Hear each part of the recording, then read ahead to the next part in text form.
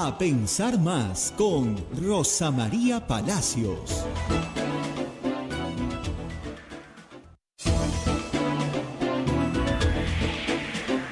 Señoras, señores, muy buenos días. Bienvenidos a Pensar Más con Rosa María Palacios desde Radio Santa Rosa para todo el Perú y el mundo. Y estamos conectados con Chimbote a través de Radio Santo Domingo, también Arequipa, Radio San Martín, Ucayali, Radio Cepagua, La Convención, Radio Quillabamba, TV Puerto Maldonado, Radio Madre de Dios, en Huánuco, Radio Huánuco, Ayacucho, Radio La Voz de Ayacucho, Puno, Radio Pública, Ancash, Radio Moro, Huancayo, Radio Cumbres, la radio del Arzobispado de Huancayo, también Satipo, Radio Milenio, Abancay, Radio Estación Solar, Yurimagua, Radio Oriente, Cajamarca, Radio Los Ángeles, Lampa, Radio San Valentín, Cerro de Pasco, Radio Activa, Guanta, Radio Continental, Onda Digital TV, Fuego TV y Quillabamba TV, también transmitiendo a Pensar Más con Rosa María Palacios, como nuestra plataforma móvil, el Facebook de Radio Santa Rosa, el Facebook de Radio Quillabamba TV, el canal de YouTube de Radio Santa Rosa y también nuestra página web www.radiosantarosa.com.pe. Muy bien, 8 de la mañana con 3 minutos, Rosa María ya está lista para el análisis, sobre todo del ataque a la Junta Nacional de Justicia. Los cuellos blancos vuelven los cuellos blancos, pero bueno, ayer escuchábamos a la presidenta de la Junta Nacional de Justicia, la señora Imelda Tumialán, que decía que no tiene ninguna garantía ni generaría impunidad, y generaría impunidad. También habló el vicepresidente, el doctor Aldo Vázquez, que ha dicho que el Congreso no tolera la independencia con la que la Junta Nacional de Justicia se maneja. Todo esto, más el caso de el ministro de Justicia, Eduardo Arana, y también la captura del señor Alejandro Sánchez, nos va a analizar Rosa María Palacios. Rosa María, ¿cómo estás? Muy buenos días. Muy buenos días, Abel. Y vamos con las menciones de los auspiciadores para empezar rapidito.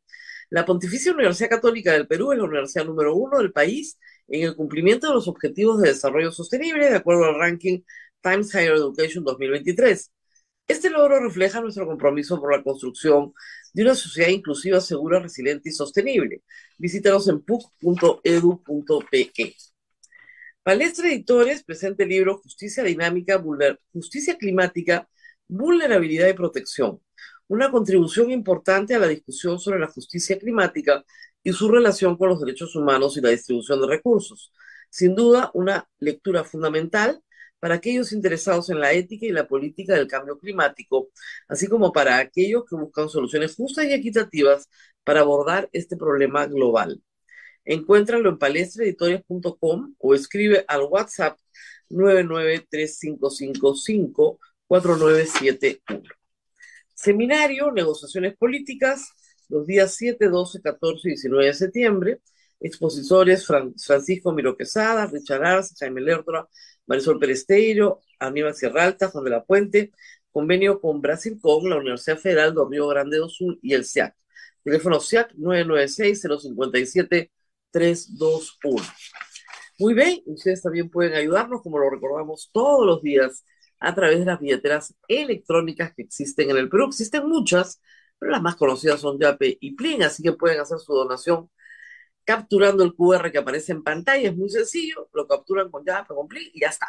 Nos ponen cuánto hay, listo. Y también, si usted vive en el exterior, si nos escucha como miles de peruanos en el mundo entero, puede hacerlo a través del sistema PayPal. Es muy sencillo, con cualquier tarjeta de crédito. Las instrucciones están en www.radiosantarosa.com.pe. Muy bien, Abel, qué fin de semana. Empezamos con noticias judiciales importantes, la captura, más bien policiales, ¿no? La captura de Alejandro Sánchez, el dueño de la casa de Zarratea. Sánchez está involucrado en tráfico de influencias, organización criminal y había evadido la justicia, que tiene una orden de prisión preventiva de 30 meses contra él. El señor Sánchez tiene pasaporte y puede también entrar a los Estados Unidos porque tenía una visa de turismo vigente. El problema es que salió huyendo y en el allanamiento a su casa le confiscaron justamente estos documentos, el pasaporte, por lo cual lo detienen ingresando como ilegal a los Estados Unidos. No lo detiene la policía peruana en un operativo internacional, no. Lo detienen como a cualquier, como dicen en Estados Unidos, espalda mojada, cualquiera que está cruzando el Río Grande para entrar a los Estados Unidos. Lo detienen en un paso hacia Texas, que es muy popular justamente entre los migrantes ilegales latinoamericanos. El asunto acá es que su expulsión, por supuesto, va a ser casi, casi garantizada, pero hay una serie de recursos que todavía puede utilizar. Y uno de ellos es el del asilo político, un recurso muy común, pero muy común entre latinoamericanos. No sé si el Estado peruano está preparando justamente una acción rápida para que sea expulsado, pero que sea expulsado no a México, sino que sea expulsado al Perú. No tenemos detalles de cómo van estas negociaciones, que reitero, tienen que ser muy rápidas porque el señor Sánchez Sánchez no tiene una orden de captura internacional, porque sus abogados lograron establecer ante la Interpol que la persecución contra el señor Sánchez Sánchez era política. El Estado podría tener entre las manos, ¿no es cierto?, la oportunidad de traerlo, brindarlo a la justicia, pero esa oportunidad podría perderse. No lo sabemos, veremos cómo van las negociaciones esta semana. Como reitero, muchos indocumentados que pasan la frontera, lo primero que hacen es pedir asilo político. Algunos tienen una justificación, otros no, pero entonces hay que esperar un día en la corte para que determine el juez si tiene justificación o no. Y algunos, los Estados Unidos les conceden asilo político. Espero que el Estado peruano, como digo, esté a la altura de una situación que tiene que eh, responder no solo con la ley migratoria de los Estados Unidos, sino también con plena causa, ¿no es cierto?, de las razones por las cuales el señor Sánchez Sánchez está siendo perseguido por la justicia peruana. Y sobre lo que ha pasado con Interpol, sería bueno, sería bueno que realmente se activen los mecanismos por los cuales no se diga que una persona que participa en un delito en el Perú está siendo perseguido por sus ideas políticas, en este caso sobre todo. Muy bien, ¿qué más tenemos? No les voy a recordar todos los delitos de Sánchez Sánchez, ¿no? Porque, en fin, todo esto es la era Castillo, que felizmente fue breve. Lo que tenemos, lamentablemente, lo dijimos el viernes, lo volvemos a decir hoy, es un asalto del Congreso a la Junta Nacional de Justicia. Y esto no solamente no ha retrocedido, sino más bien creo que se ha fortalecido en su intención. El día viernes, en una reunión de transparencia, tuve la oportunidad de conocer a la señora Imelda Tumialán. No la conocía. Es una mujer muy seria, de hablar pausado, preocupada, por supuesto, preocupada, expuso cuál era la situación en este momento de la Junta. Y yo tuve exactamente la misma sensación que tuve con Zoraida Ábalos. Y me dio mucha pena decírselo, la verdad. Pues es una mujer que cree en la justicia, ha dedicado su vida a la defensa de los derechos humanos y tiene una trayectoria impecable. Y le dije, doctora, lo siento muchísimo, pero la van a destituir de todas maneras. Usted no ha hecho nada incorrecto. Esto es una decisión política que está en otro lugar. Y hoy día, en un programa extenso de Marcos y Fuentes, se examina un poco las razones por las cuales los cuellos blancos del puerto están retomando su control sobre el sistema de justicia, o por lo menos vengando a sus muertos y heridos.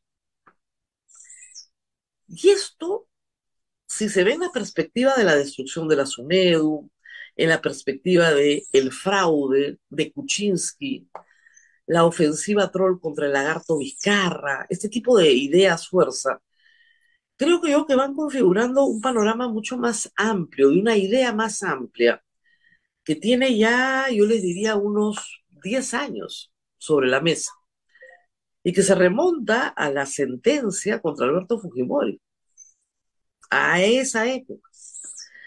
Y es la idea de la restauración.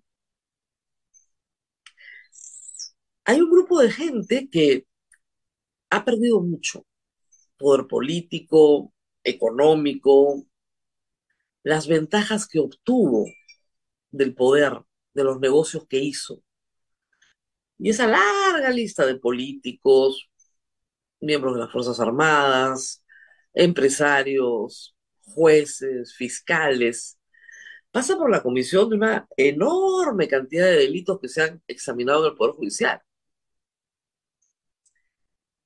Y estas personas no culpan de lo sucedido o de las desgracias que han tenido que afrontar a sus propios hechos, sino a algo inmaterial y difuso llamado el mundo caviar.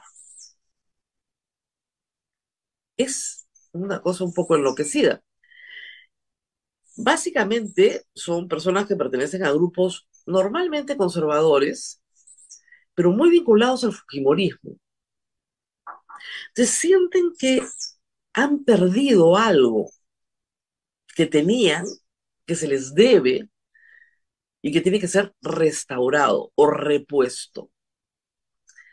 Keiko Fujimori era, en su primera elección, eso, la esperanza de la reposición. Y perdió. La segunda oportunidad también fue eso. Y también perdió. Y en la tercera también fue eso. Y también perdió. Son 3 pérdidas. En el camino hay una serie de hechos que a este grupo los hace perder. Los empresarios de la educación pierden con la reforma que se aprueba con Humala, la reforma de la SUNEDU. Y pierden durante todo el gobierno de Kuczynski porque esa reforma prevalece pese a todos los ataques que hay contra ella. Y esos empresarios de educación también tienen representación política.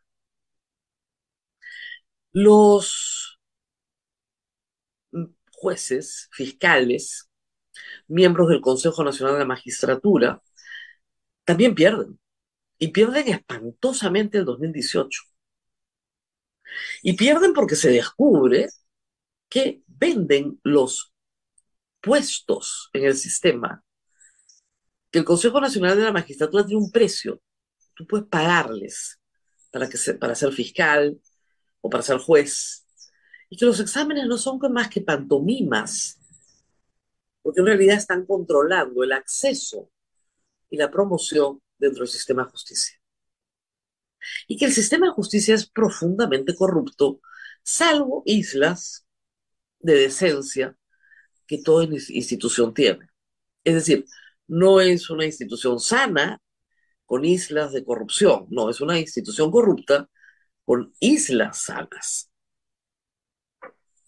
Entonces, pierden el control del sistema de justicia. Un sistema de justicia donde Keiko Fujimori podía hablar con Inostroza. Eso se pierde, desaparece el 2018, se hunde como opción. Y Keiko Fujimori termina presa. Esa es una derrota muy grande. Y luego el 2019, cuando se creía que el control político que tenía el Fujimorismo al Parlamento los hacía indestructibles, se disuelve el Congreso.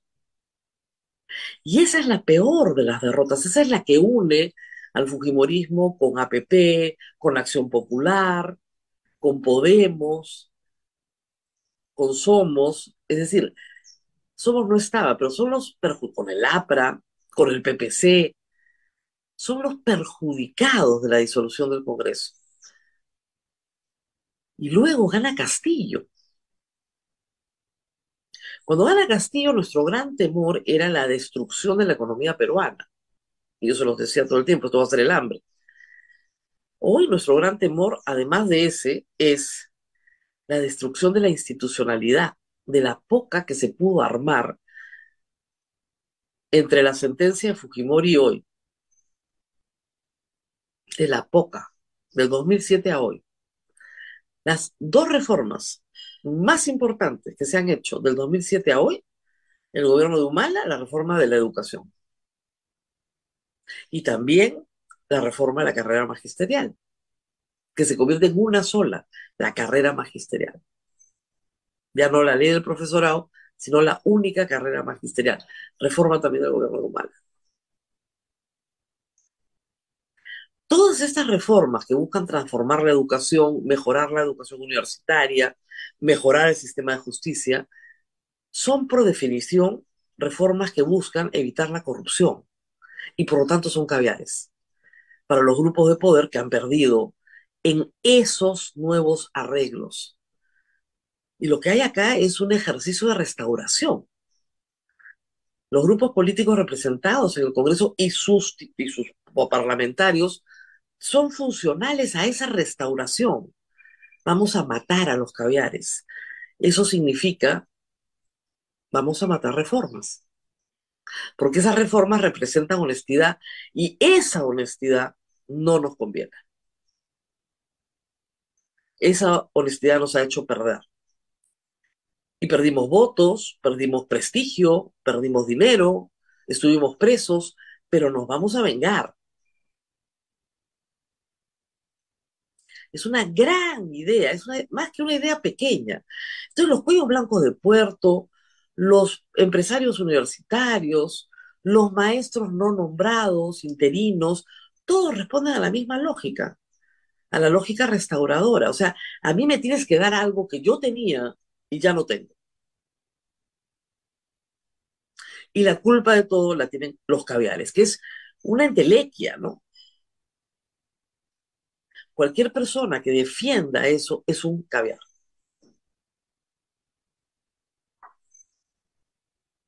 Ese es el problema de hoy. Entonces, para justificar el asalto a la Junta Nacional de Justicia, el último asalto, lo que hacen los trolls que vienen del Congreso, básicamente, ya sabemos cómo funciona la oficina de Soto, las demás son lo mismo, es decir algo que es impresionante, que es el lagarto destruyó al Consejo Nacional de la Magistratura. Les recuerdo la historia para que vean el grado de enajenación humana, porque yo creo que el que lo escribe, bueno, recibe una orden, pero el que lo ordena lo cree.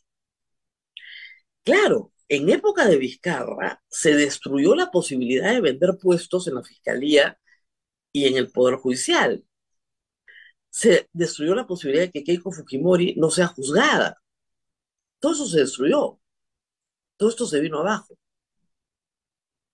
Así como en época de Lavallato, muchas de las expectativas políticas también se vinieron abajo. Entonces, ¿qué dicen de estos troles que inundan a todo el fin de semana? Que Vizcarra inventa la Junta Nacional de Justicia y que este invento de Vizcarra ha caviarizado todo. Son los caviares los que quieren dominar. Vamos por partes.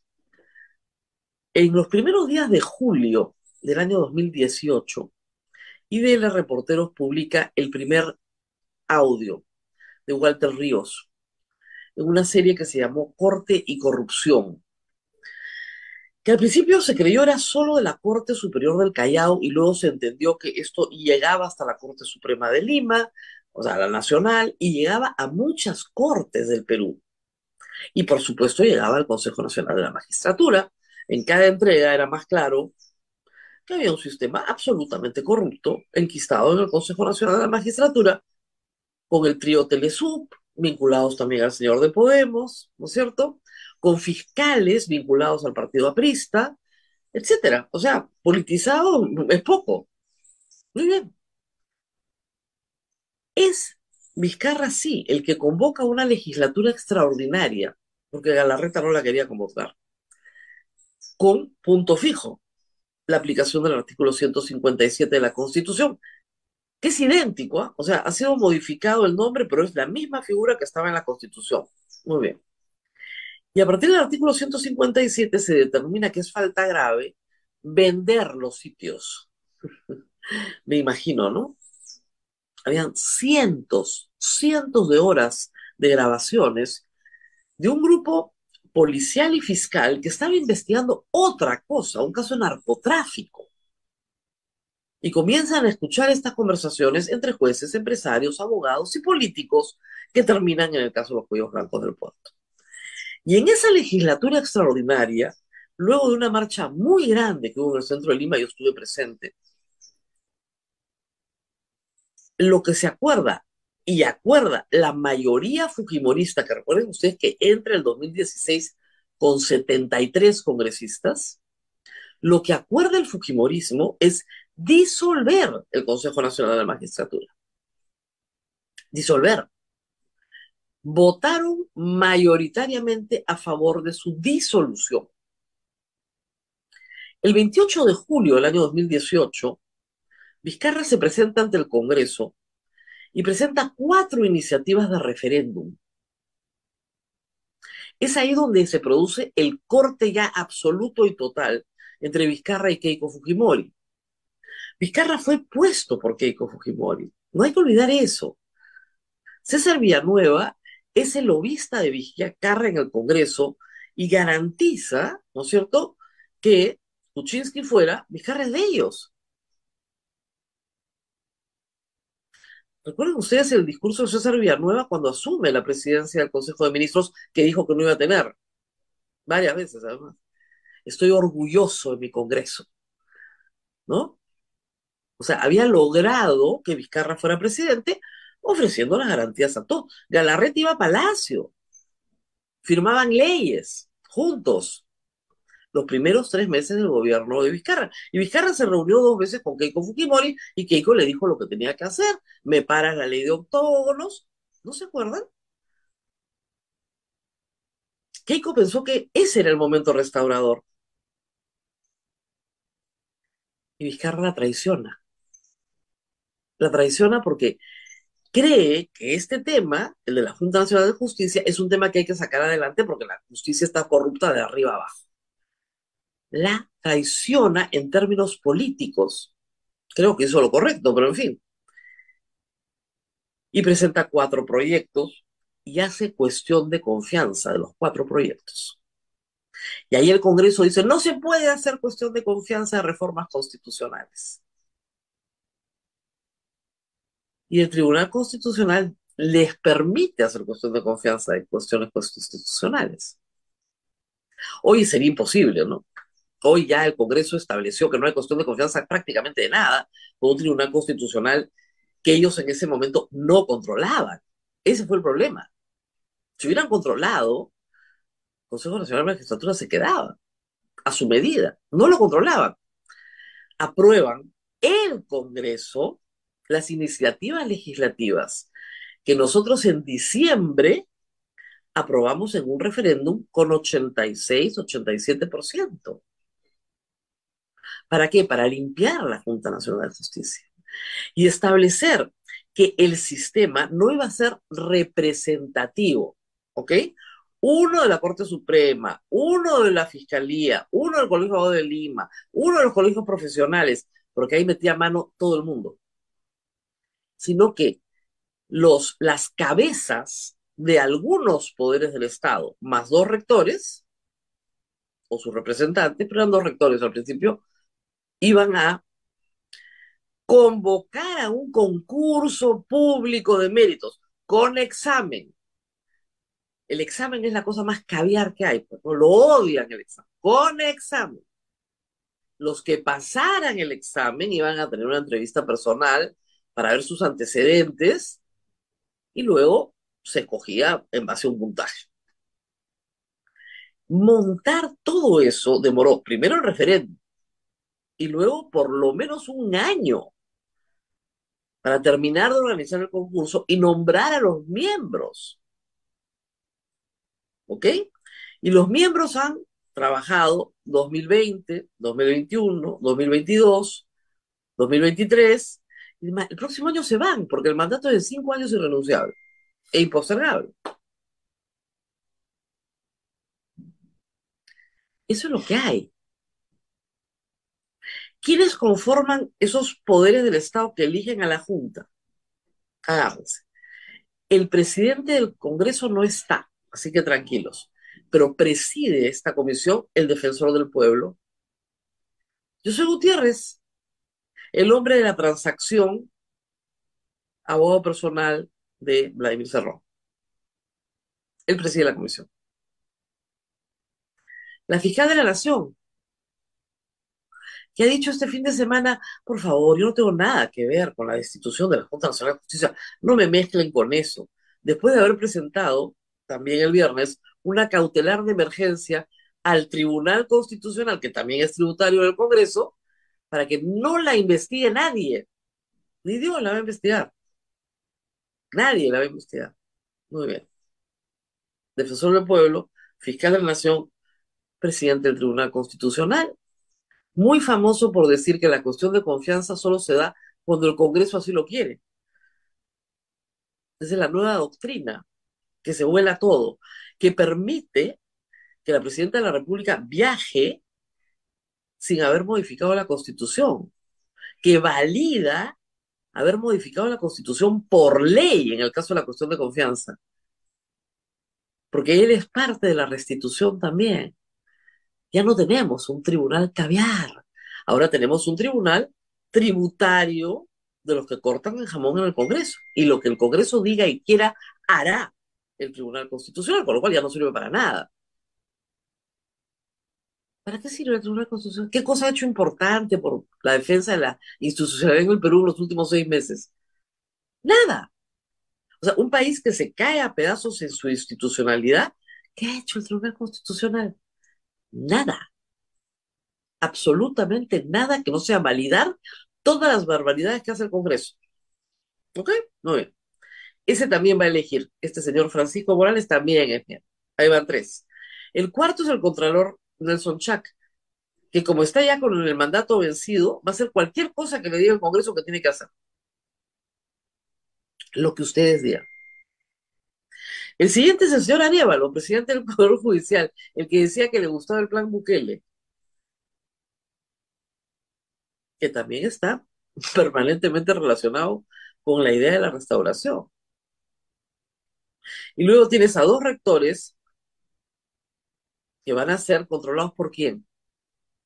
Por la SUNEDU, a la cual han convertido en la vieja Asamblea Nacional de Rectores. Esos son los que tienen que hacer el concurso. ¿Qué concurso van a hacer? ¿A quién van a nombrar? Montesinos y Fujimori ya les he contado, hicieron exactamente lo mismo el 96, 97, 98. Fueron cortando así el jamón hasta que controlaron absolutamente todo. Controlaban el CNM, entonces lograron que Portillo Camper sea el jefe de la OMP, ¿se acuerdan? Exactamente igual. Entonces, en 14 días destituyen a la Junta Nacional de Justicia, se abre un largo periodo de 6 meses donde no se nombra a nadie, no se investiga a nadie, no se destituye a nadie, no hay sanciones, no hay ratificaciones, no hay nada. En 6 meses toca hacer el proceso, porque ya cumplieron 4 años, el jefe de la RENIEC y la jefa de la OMPE, él fue lo primero que nombró la Junta Nacional de Justicia, toca hacer el proceso de ratificación. Ambos pueden ser ratificados por 4 años más. ¿Ustedes creen que esa nueva junta lo va a ratificar? De una patada lo va a votar. Y el plazo del señor Salazar Enas vence el próximo año también. Pero con esa nueva junta, en 6 meses, le pueden iniciar cualquier proceso para destituirlo. Esa es la idea. Es controlar el sistema electoral y, por supuesto, controlar el sistema de justicia. Nadie toca a los hermanitos. Y en eso sí tiene mucha razón eh, eh, Marcos y Fuentes, que ha hecho unas correlaciones interesantes. El gabinete tiene dos hermanitos. Dos. Estamos hablando mucho rato, ¿no? Dos. Y el último que ha entrado, ¿qué cargo creen que tuvo antes? Secretario Ejecutivo del Consejo Nacional de la Magistratura. Tiene llamadas con Walter Ríos haciéndose favores. ¿Lo van a sacar? Ni lo han tocado. ¿Quién es la moto? ¿Quién es la que presenta las denuncias constitucionales, la moción de investigación? Patricia Chirinos. Callao. Callao. ¿Dónde nace la mafia de los hermanitos? En el Callao. Patricia Chirinos tiene conexiones con todas estas gentes que están presas algunas o han estado presas otras y que buscan esta restauración anticaviar, recuperar la posición que perdieron. Ya, el que no quiere ver, que no vea, ¿no? Pero esto es un asalto a la corrupción, donde están profundamente comprometidos los que cortan el jamón en el Congreso, que son César Acuña, al cual este fin de semana le preguntaron por su ahijado Soto, que quedó clarísimo ayer en el programa de Cuarto Poder. Él nombra al presidente del Congreso. Yo cuando lo he dicho, no lo he dicho en vano, ya lo había dicho. Él lo pone. Y le ha dicho a la gente, pero ¿qué tanta fijación con Soto y su tesis? Por favor. El dueño de la Universidad César Vallejo le preocupa poco la tesis del señor. O sea, lo académico no es lo suyo, eso está claro, ¿no? Es un negocio, pero no, lo académico no es lo suyo. ¿Qué tanta fijación de la prensa con la tesis? ¿Ustedes creen que a Soto lo van a mover? ¿Ustedes creen que a los dos ministros de justicia que hemos tenido, Maurate, que ha pasado a trabajo, y el que acaba de entrar, los van a mover? ¿Quién los va a mover? Son parte de la misma organización. Nadie los va a mover. ¿Cómo es posible que este señor, que tiene denuncia por violencia familiar, que lo llevan hasta la Corte Suprema para sacarle una pensión de agosto, a la superior, para sacarle una pensión de alimentos, que ha sido secretario del Consejo Nacional de Magistratura, secretario,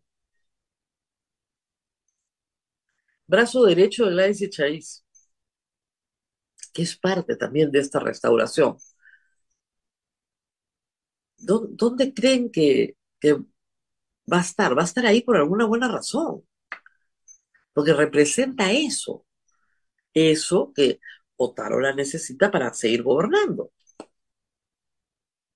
Ayer Dina Boluarte no recordaba ni cuántos meses tiene en el poder, ni cuánto le queda. Y toda esta operación ya comienza a aparecer una operación para perpetuarse un poquito más en el poder. Parece, ¿no? Es impresionante lo que están haciendo. Y algo más, antes de irnos a la pausa, porque vamos a hablar de otro país, de El Salvador, para que ustedes tengan un espejo de lo que pasa cuando tienes un gobierno autoritario, que es lo que tenemos actualmente. No se respetan derechos humanos, no se respeta la separación de poderes, no tienes democracia.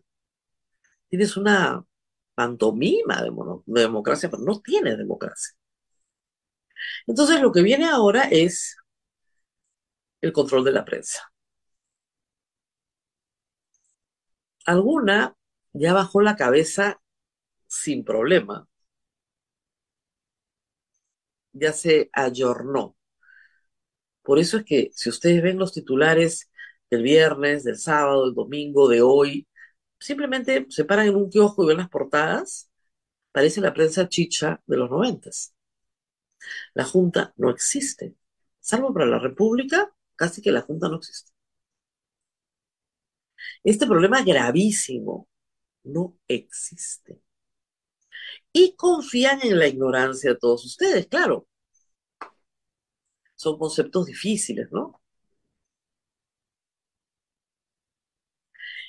Y confían en sus hordas de trolls. Y para terminar, ayer el congresista Lizarzaburu, congresista de la República, representante de los peruanos en el exterior, que tanto siguen este programa y a quienes estamos tan agradecidos, el congresista que los representa y que salió elegido con 1.773 votos, nada más, en realidad se beneficia obviamente del número total de votos que obtiene la lista del Fujimorismo, comenzó a insultar, pero insultar en términos asquerosos. Mi cuerpo, que el señor Lizarzaburu nunca va a ver, porque espero no estar delante de sus ojos jamás. Mi cuerpo. Y fue tan asqueroso lo que escribió,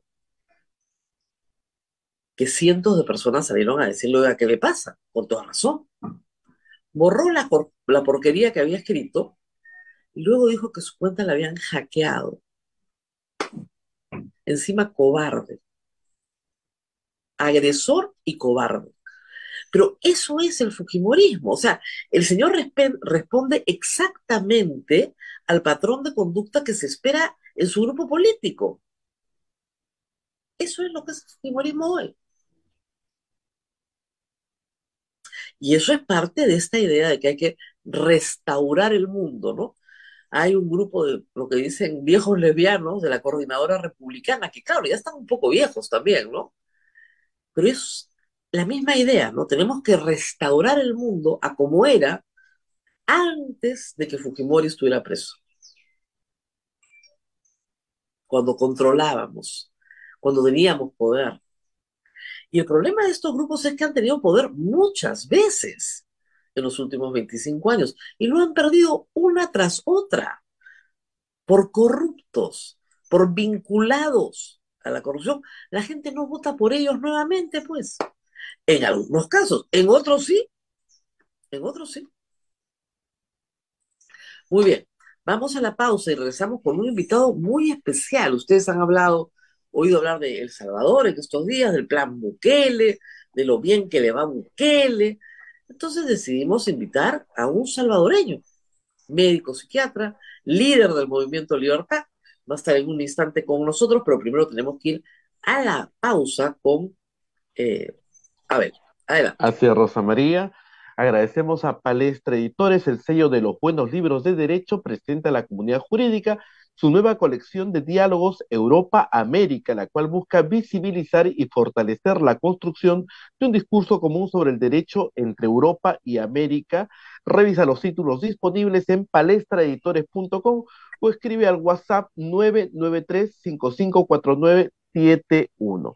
Pausa y volvemos con nuestro invitado, el doctor José Miguel Fortín Magaña, que es columnista del diario La Prensa Gráfica en El Salvador y médico psiquiatra. Volvemos.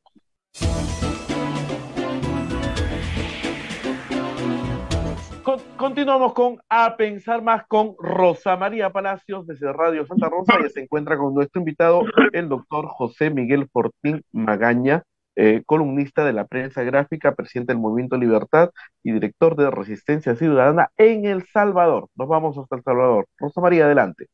Muy bien, muy buenos días, doctor. Gracias por estar con nosotros. Usted es columnista del diario La Prensa Gráfica, que he estado leyendo ayer mucho. Y mi primera pregunta, que ya se la hice fuera del aire, es, ¿está usted en San Salvador? Porque yo leyéndolo, dije, es poco probable que esté, debe estar refugiado en algún otro país centroamericano. Y además usted preside un movimiento que se llama Resistencia Ciudadana. Cuéntenos un poco de cómo es vivir hoy en San Salvador para un opositor. Muchas gracias, doña Rosa María. Realmente agradecemos muchísimo el espacio que nos da, no a este servidor, sino a todos los salvadoreños que de alguna manera nos oponemos a los desmanes de alguien que es muy carismático, muy popular, no tanto en El Salvador como fuera del Salvador. Es decir, hace 4 años, cuando el señor Bukele vino a la presidencia, yo soy psiquiatra y soy psiquiatra forense. Yo estoy acostumbrado a perfilar personalidades y fui director del Instituto de Medicina Legal por mucho tiempo. De manera que desafortunadamente es muy difícil que un sociópata termine no percatándome yo de esa sociopatía o del narcisismo maligno que pueda tener, que es el caso de muchos de los líderes latinoamericanos. Muchos de los líderes latinoamericanos, de estos carismáticos que pretenden y dicen que van a la seguridad y que voten por ellos y que todo va a ser mejor, realmente son verdaderos sociópatas que se están disfrazando de democracia, pero que no lo son. Hace 4 años, cuando yo lo advertía, francamente yo era una voz en el desierto, prácticamente nadie me escuchaba. Inclusive escribí un artículo en otro periódico que se llama El Diario de Hoy, que se llamaba algo así como La maldición de Casandra o algo por el estilo, porque era aquella figura mitológica que tenía el don de la profecía, pero que nadie le creía porque había sido maldecida por Apolo, si mal no recuerdo. Pues el punto es que estas cosas han cambiado. Y ahora resulta que en El Salvador solo el 51% pretende votar por Bukele en las próximas elecciones, según la última encuesta, de la que hacen mucha propaganda de las primeras 20 páginas, que es interesante, fíjese Rosa María, porque es lo que le preguntan a la gente a la par de cuatro guardias. Y entonces las personas dicen, sí, Bukele, Bukele. Pero luego esta encuestadora hizo algo curioso, puso unas páginas como que fueran páginas de votación y le dijo a las personas que votaran lo que quisieran, que no se iba a saber y que lo iban a doblar. Solo el 51%, que todavía es mayoría, pero ya no, nada que ver con el 90 y pico por ciento que él aducía tener, que nunca fue cierto, pero sí era como el 80 y tantos. Entonces ya hemos bajado al 50. Esto es una realidad. Dígame Ahora, que yo hablo mucho. para que quede claro, usted sí está en San Salvador en este momento. Yo soy muy visible y eso es lo que me protege. O sea, como le digo, fui director del Instituto de Medicina Legal, muy crítico del gobierno del presidente Funes, porque en ese momento hubo una tregua y el presidente Funes decía que no había muertos, exactamente igual que hoy. Y yo, que era el director de Medicina Legal, pues recibía los cadáveres. Entonces pues dije que no. Aunque pues con él nos hablamos, él vive en Nicaragua, él sí está exiliado, y, y nos hablamos, estamos en desacuerdo en unas cosas, de acuerdo en otras, etcétera. Pero con el señor Bukele es de político de cepa dura, no es que ahora viene con sus nuevas ideas. El señor Bukele, su padre participó en la guerra, en este momento de la izquierda, del lado del FMLN, ahora se ha ido tirando a la derecha y cuando llegó a la Heritage Foundation terminó diciendo básicamente que él era una especie de Trump centroamericano. Ahora, es gracioso porque el Foro de Madrid no lo recibe, ¿ah? No Sí, lo claro, quiere, no claro, lo claro, quiere, no claro. lo quiere, No, no no, lo no, quiere no. tanto.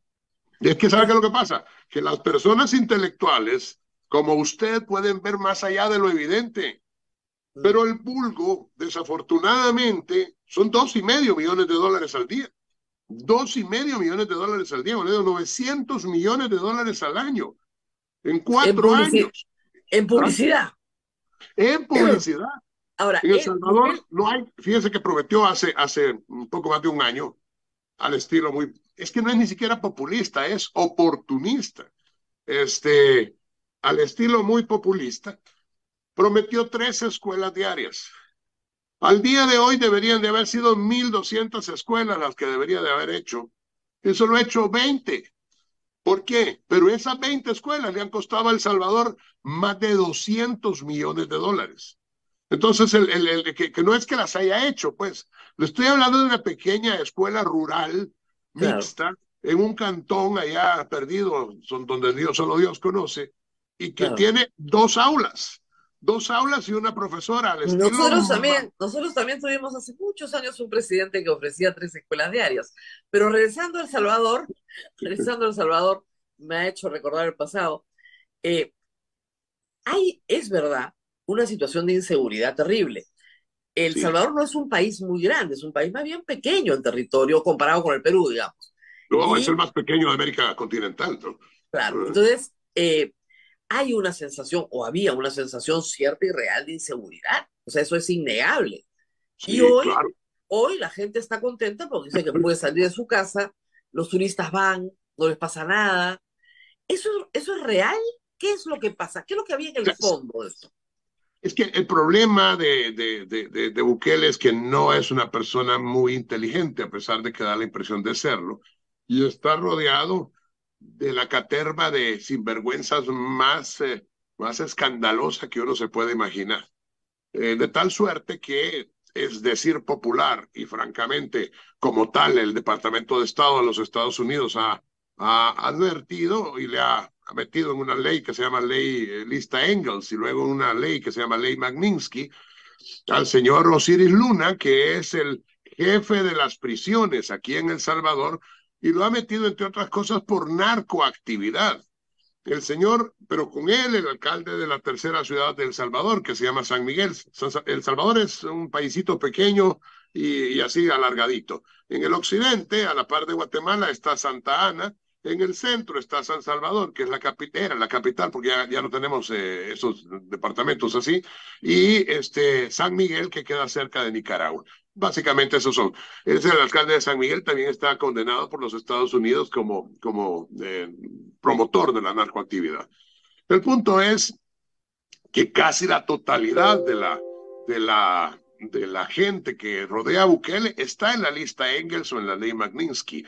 Casi todos, casi todos. Él realmente no ha entrado ahí, pero la cuestión es que todo el mundo acá sugiere, y no está porque es el presidente. Cuando él salga sabremos qué piensa políticamente Estados Unidos, así como el presidente de Honduras.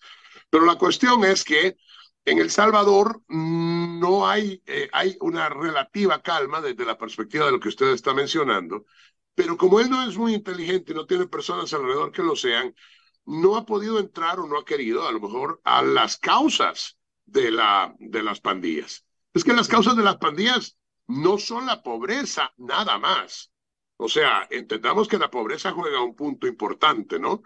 Pero el punto es que es una sensación de indefección y de incapacidad de sobrevivir fuera de un ambiente que le proteja al muchacho, como el ambiente de las pandillas, que es una especie de hermandad.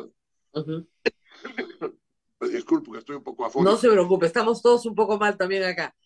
Claro, entonces la destrucción de la pandilla tendría que ir de la mano con otro esquema de protección, de hermandad, de acogida. Claro. Y lo que ha hecho es meterlos a todos juntos a la misma cárcel. Pero no solo a los pandilleros.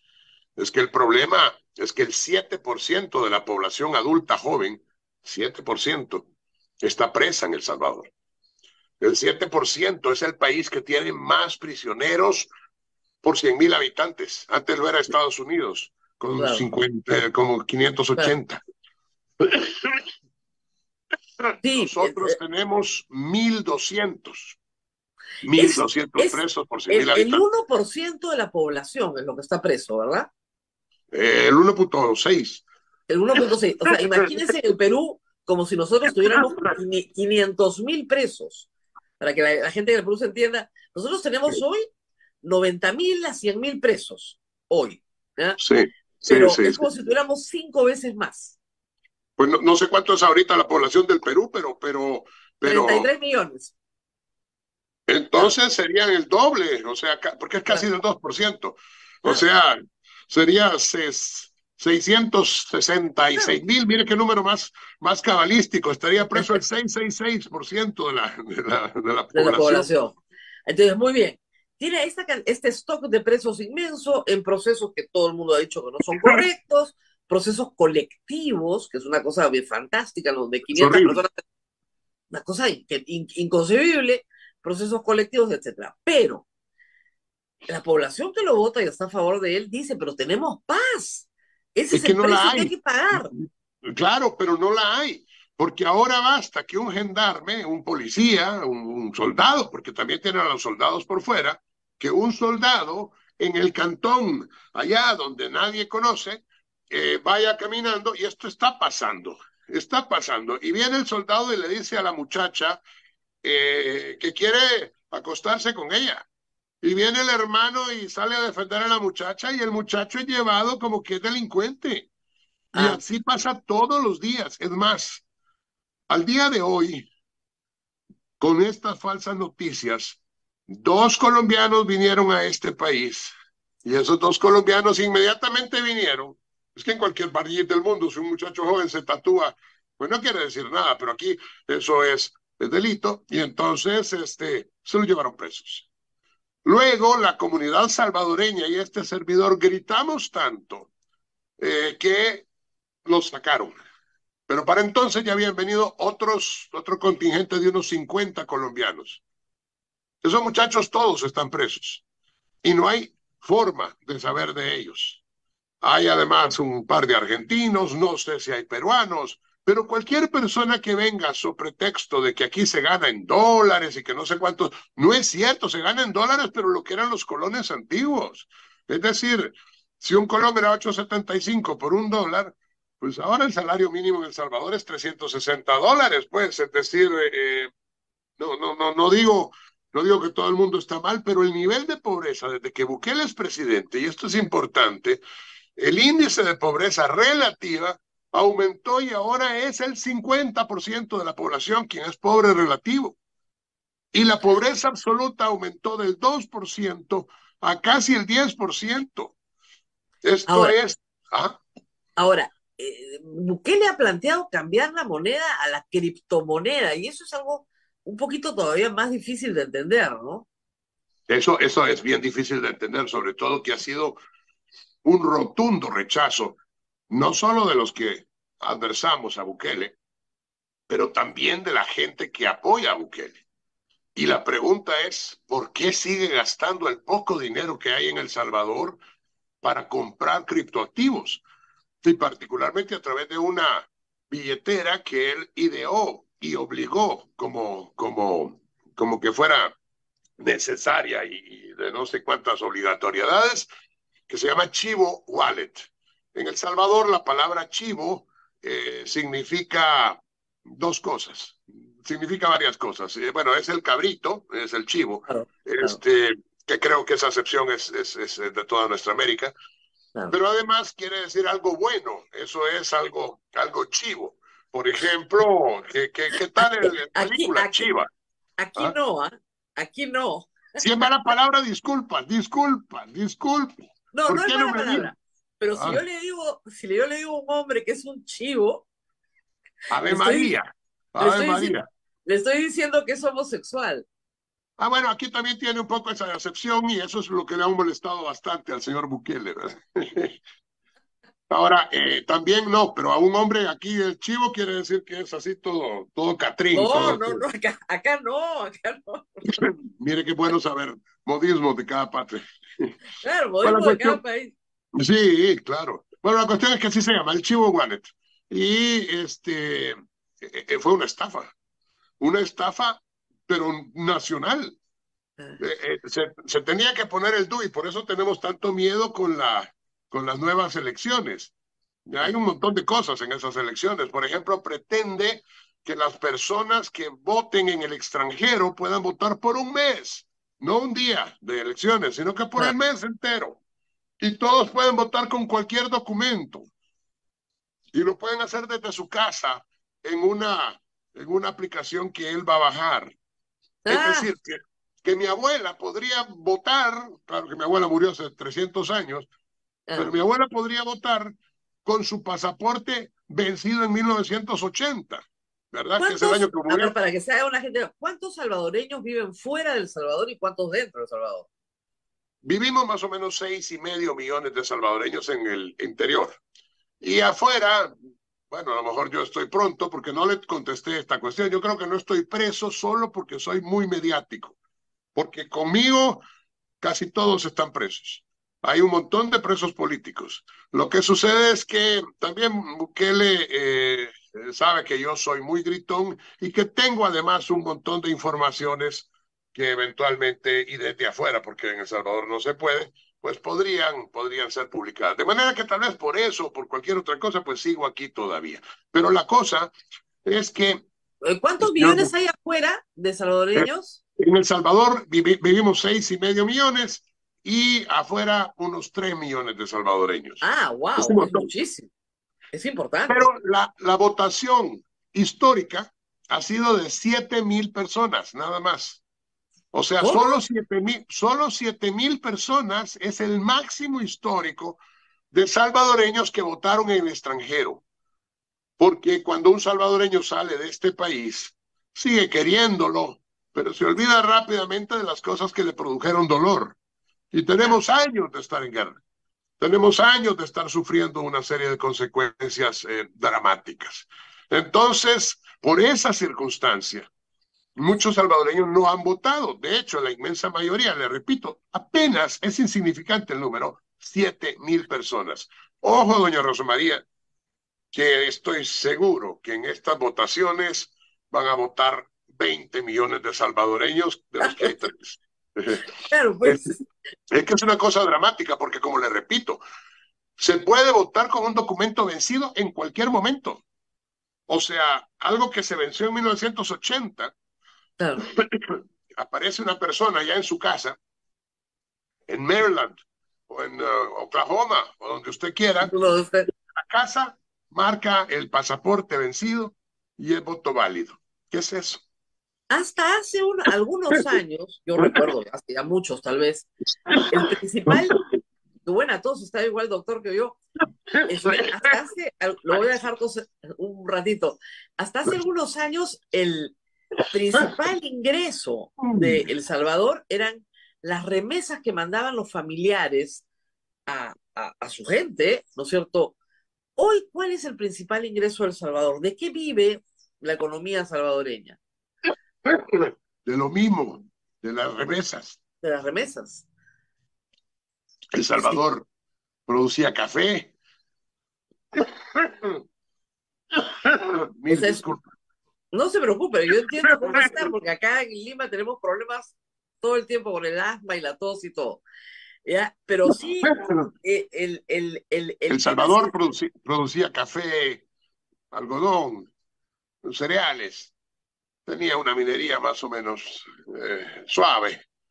Eh, Salvador es muy pequeño para contener la minería. claro, Usted sabe que ustedes son grandes, pueden trabajar el oro, la plata, los claro, materiales preciosos, pero nosotros contaminaríamos los ríos muy rápidamente, porque para sacar el oro se requiere de ácido sulfúrico y se claro. requiere de otros materiales muy tóxicos que se filtran, y si usted no tiene un sistema de protección, pues tiene un gran problema. El Salvador es tan pequeño que eso no puede dar, y por eso se cerraron las minerías. Pero el resto se perdió. Y Se ahora, perdió. pues sí, nadie produce nada porque el café ya no vale nada y porque todas las cosas están mal. Entonces, este es un país que vive de las remesas. Y por eso los candidatos de la oposición son del extranjero, es decir, viven afuera, en Estados Unidos, pero son salvadoreños. Bukele no se puede reelegir. Está prohibido en 7 artículos de la ley, Sí, yo 7 sé, artículos de la pero él tiene, Constitución. pero él cambió la Corte Suprema, cambió los órganos electorales, cambió el Congreso, cambió todo. Entonces, en este momento él concentra todos los poderes del Estado. ¿Es así? Así es. El primer día que su Asamblea Legislativa ganó, porque la ganó, ese es lo que yo llamo las neodictaduras, ganan democráticamente y se Claro. empiezan a apoderar de todo el aparataje del Estado. E inmediatamente después terminan destruyendo a toda la institucionalidad. Entonces se toma la Corte Suprema de Justicia. Y eso fue lo que hicieron el primer día que llegó la Asamblea Nueva, sin ningún estudio, sin ninguna condición, Además, mire, simplemente se... para que usted vea acá lo perdidos que han estado en algún momento, han rectificado varios, ¿no? Pero el presidente de la Corte Suprema dijo, hay cosas de Bukele que podríamos tomar.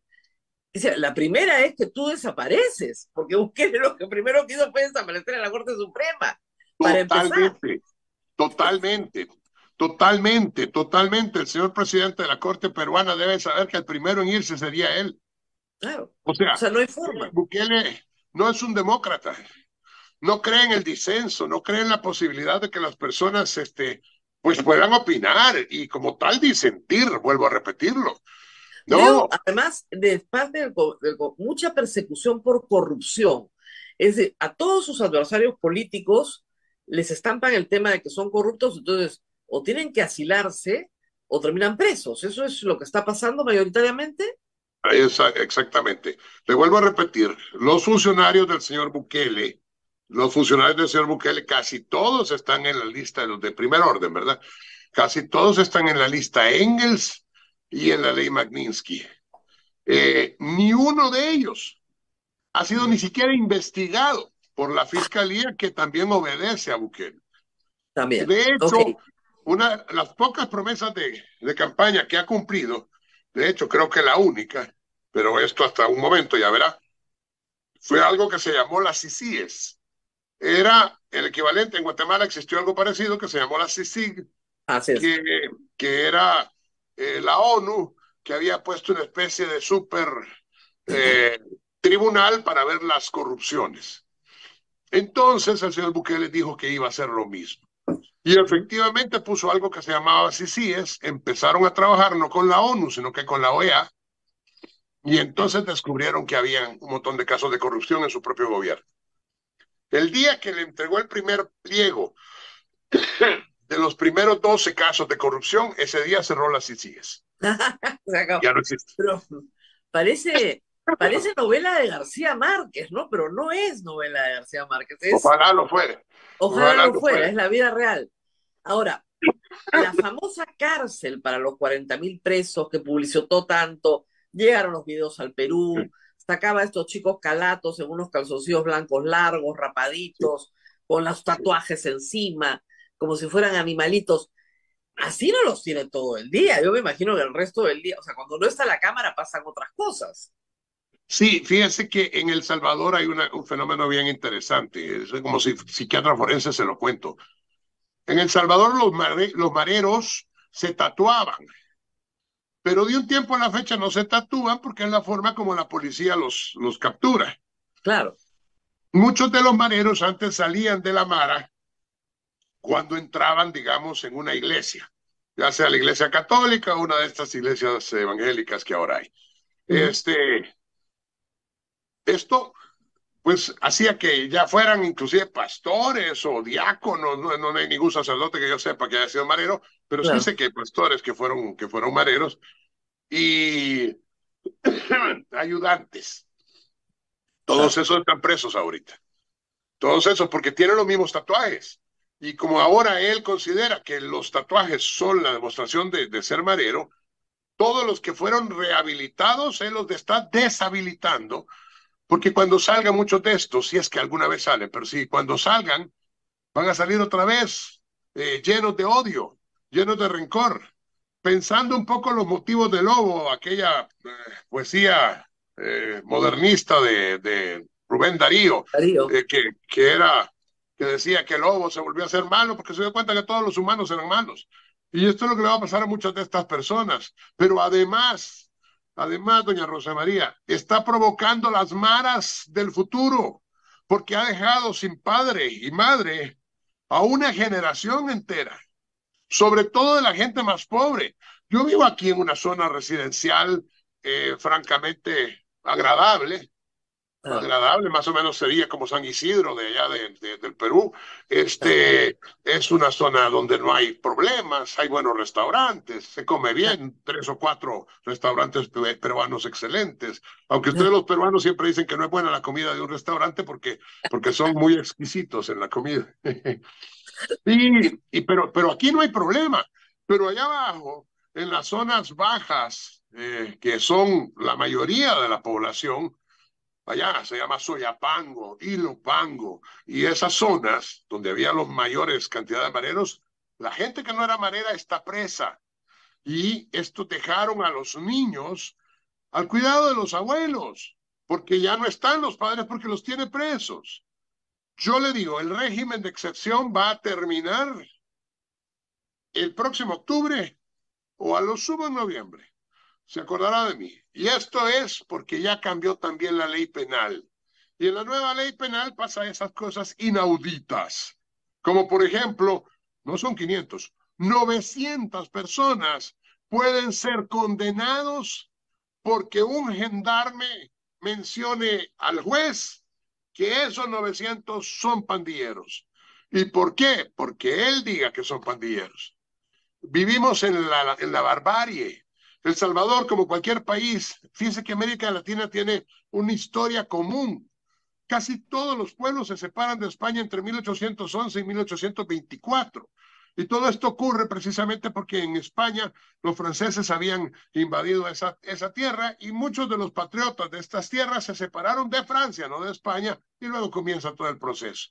Somos un pueblo de mestizos. Hay gente blanca, hay gente pues indígena y la mayoría que es mestiza. Tenemos un idioma común, una fe común, una cultura común, enriquecida por la gastronomía magnífica del Perú, de la Argentina, de México, y por cada una de las porciones que hay. pero desafortunadamente también tenemos los mismos defectos. Y es una necesidad de tener un caudillo que de alguna manera venga, según la mayoría, a salvar al país. Pero si no hay ley, si no hay ese contrato social que de alguna manera nos engloba a todos y nos permite estar con alguna seguridad en algún lugar, si la ley no obliga a los gobernados, pero también a los gobernantes, entonces viene la tiranía. Y eso es lo que está pasando en El Salvador. Cualquiera me podrá decir, porque es cierto, yo ni siquiera tengo aspiraciones políticas y tampoco tengo ninguna necesidad porque bendito sea Dios, ni gano mal, ni estoy mal. Pero el problema es que estoy viendo a mi país desangrarse. El problema es que estoy viendo cómo mi pobre país está perdiendo lo que le costó años, sangre, sudor y lágrimas. Los acuerdos de paz, pues no son un elemento espurio y detestable, como lo dice el señor Bukele y sus aliados. No, los acuerdos de paz nos permitieron vivir en armonía a los que pensábamos de una manera y a los que pensaban de otra forma. Y nos dimos cuenta que teníamos muchas más cosas en común. Y nos pudimos sentar a comer y a platicar. Y tuvimos ilusión. Pero las maras son hijas de la guerra. Lo que se supone es que eso es, que son hijas de la guerra.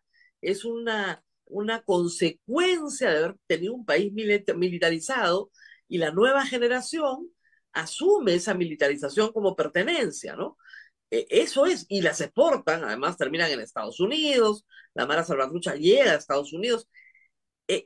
¿Cómo vencer el fenómeno de la Mara? Que es en el fondo lo que importa, y por qué ningún presidente lo ha podido hacer antes. Porque no es cosa de 5 años, No, que es lo que duraba. ¿Hola? No sí, sé acá si estamos. estoy. Perdón. Lo escuchamos. No sé, las elecciones en El Salvador tenían 2 características. Duraban 5 años y el artículo 80 y tanto, no me acuerdo cuál, de la Constitución, es tan enfático como decir lo siguiente, y esto es textual.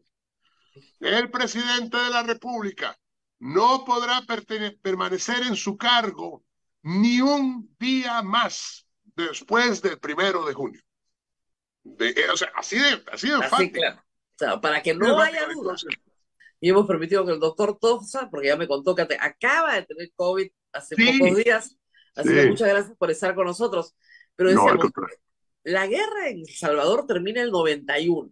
Así es. Se firman los acuerdos de paz y toda la sociedad se desmilitariza, pero muchos jóvenes de ese entonces y sus hijos después terminan enganchados en pandillas, las llaman maras allá, que les dan cierto sentido de pertenencia y además les dan un modo de vida, ¿no es cierto? Ahora, Porque es un país que es pobre, entonces en la pobreza robar, secuestrar, etcétera, pero además les da ferocidad. Lo que teme la gente cuando escucha a la Mara Salvatrucha es la ferocidad de la pandilla. Y usted me decía, no se puede hacer esto en 5 años, es verdad, pero y un presidente no se puede quedar ni un día más, este se va a quedar más días.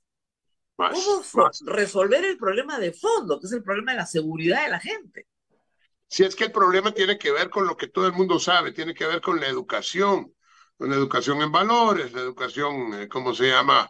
Y el problema es que todas estas palabras pueden tener 10.000 connotaciones, ¿verdad? Que son educación en valores, y entonces uno lo ocupa de una forma, el otro lo ocupa de la otra forma, y todos usan ciertas palabras que son más bien populistas. Las maras comienzan realmente en los Estados Unidos. Claro.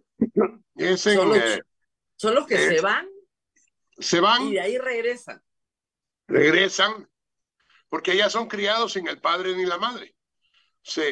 Aquí mandan y mandaban en aquel tiempo a muchos niños sin el padre y la madre. Llegaban donde un familiar, el familiar los medio cuidaba. Como le digo, 3 millones de salvadoreños en el extranjero implica que la tercera parte, ahora póngalo en números del Perú, por ejemplo, ¿verdad? O sea, imagínese usted que más de 10. Es como si nosotros tuviéramos 10 millones viviendo fuera. La tercera parte, sí, 10. Sí, yo estaba pensando en la mitad. Como que tuvieran 10 u 11 millones de personas viviendo fuera. Increíble. Entonces, la cosa es que estas personas se crían sin una estructura normativa. La palabra normativo viene de norma y norma es lo que deriva en la palabra normalidad también, ¿verdad? Ajá.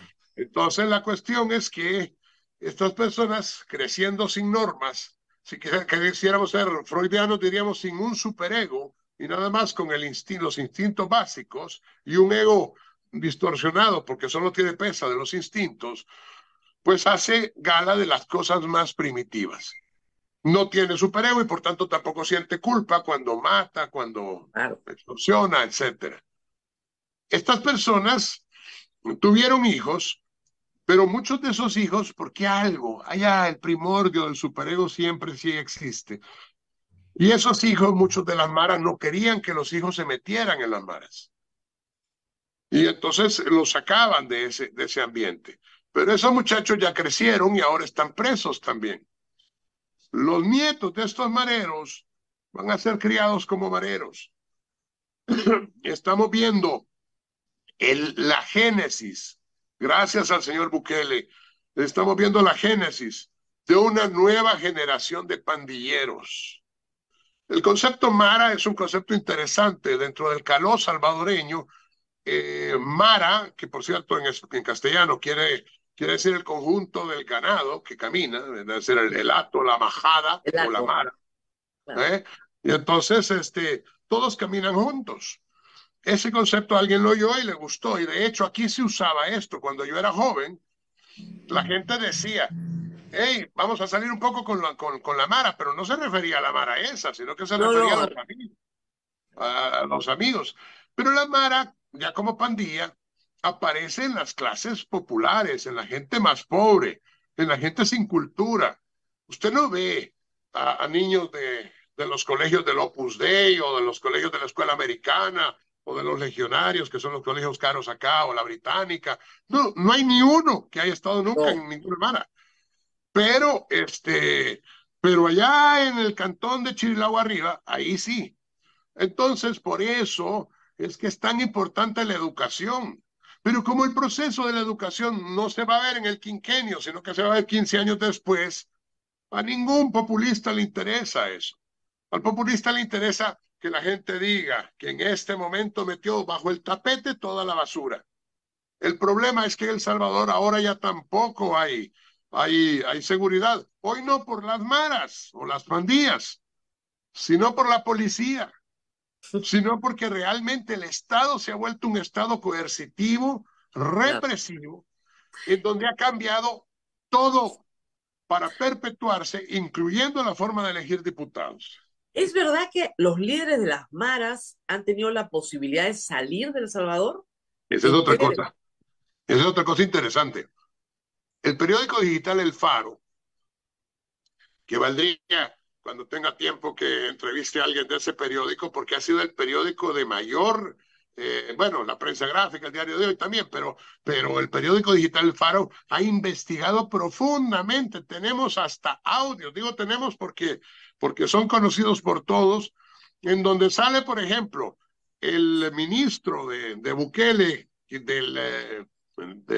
no sé qué social, le dice, de la reunificación social, algo así, que habla en el audio, perdón, y dice, yo mismo saqué al Croc, que es un marero verdaderamente malvado, a Guatemala y después lo llevé a México. Ellos tenían un pacto y tienen un pacto con las pandillas. Por eso le digo que es falsa la percepción. Es un pacto que, por cierto, es lo que lo hizo ganar las elecciones, porque los pandilleros ordenaban que se votara por Bukele, so pena de muerte. ¿Y cómo se llama? Y por un lado, y por el otro lado, persigue a toda la pandilla de Baja Calaña. Primeramente sacó a México a las personas de altos vuelos dentro de la pandilla. De manera que es una concepción corrupta y muy malvada de todo esto. En Claro, donde, pero por esto, ejemplo, lo que usted nos está contando es que esto puede terminar siendo una bomba de tiempo. es una bomba de tiempo. Es una bomba de tiempo. Y no contento con sus salvajadas, habiendo apostado los $2.5 millones, cada día. Es que yo sé que es difícil de creer lo que yo estoy diciendo. Usted evidentemente ha leído sobre El Salvador y sabe que lo que estoy diciendo es cierto, pero los amigos ahí en el Perú y en todo el mundo, porque aquí tengo a mi esposa que ya es fan suya ahorita, que nos están viendo, realmente pueden pensar, este señor está equivocado. No, es así, y ahora quiere ser presidente de Centroamérica. Tiene el delirio mesiánico porque Centroamérica durante la colonia fue un solo país, Claro. que se llamaba Capitanía General de Guatemala.